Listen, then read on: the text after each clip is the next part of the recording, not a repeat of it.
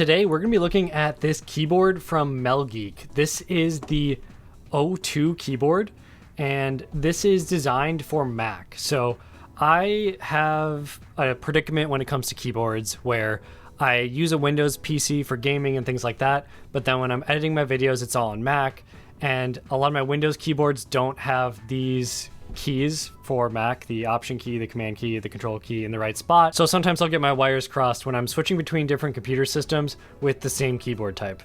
So with this keyboard, I'm hoping to eliminate using my Magic keyboard and eliminate using my Windows keyboards and just use this because it's a lot better in a bunch of different ways. Okay, but before we get into it, I just want to mention that a very small percentage of people that watch my videos are actually subscribed. But subscribing is completely free, and it's a great way to support my channel. Plus, I upload a new Apple video every single week, and if subscribing is not your thing, liking the video helps out a lot too. Okay, so let's just get this thing open. Get the sleeve off there, and it's got this little fun printed box thing. Let's get that open as well. Oh wow, there's even some foam there on the inside. And there is the keyboard.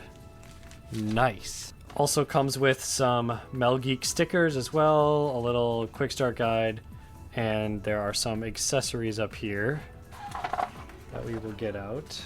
All right, so it comes with some extra keys here that you can swap out for the ones that it has installed on there.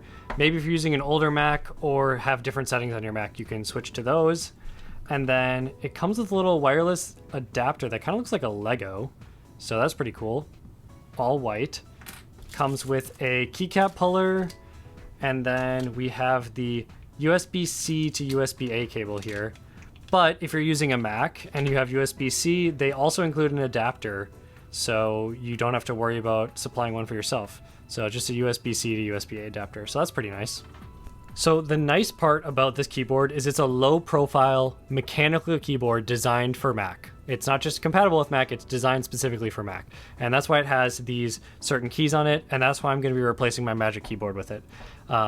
It's hard to find something like this in the market that's actually good. So this keyboard comes with custom sunshine switches. They're linear. It's a very satisfying, cozy sounding keyboard. I'll cut to an official sound test right now.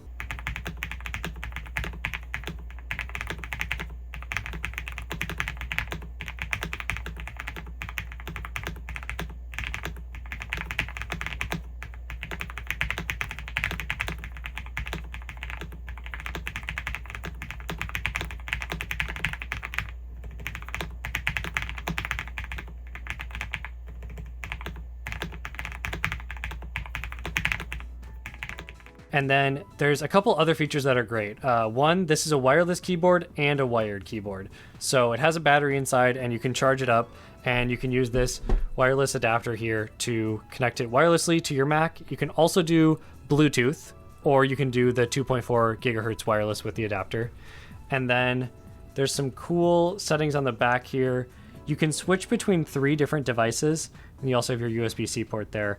And so you can slide this switch and switch between 3 different Apple devices over Bluetooth, which is super nice. And then this part is honestly one of my favorite features. So this keyboard has a pretty low profile, right? Not a huge slant to it.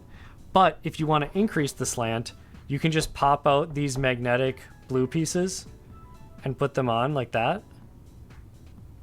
They attach magnetically.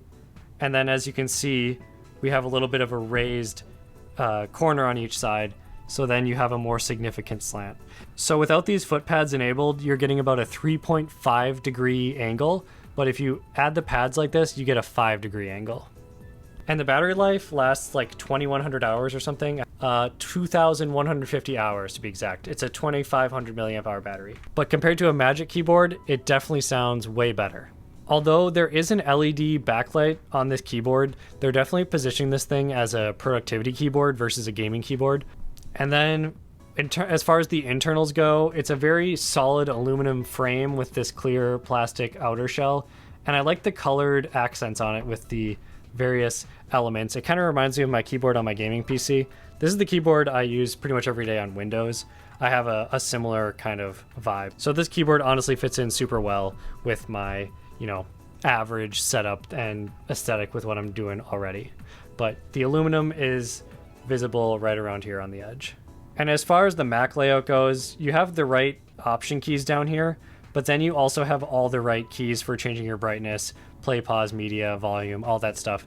It's nice that they're all built in from the get-go, because on other keyboards I have, I will need to swap those out for something or buy specific key caps to make that happen. So that's why a keyboard like this that's Mac first is so useful. But if you decide to use a Windows computer with this keyboard, you can use the MelGeek Hive software to easily swap out the functionality of the function keys on the keyboard. Yeah, but that's pretty much it as far as this video goes. I just wanted to do a little bit of comparison here.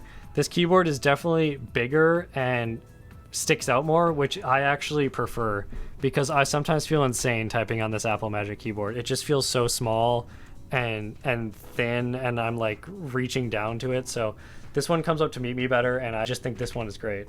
Definitely feels reminiscent of if Apple was to design a low profile mechanical keyboard.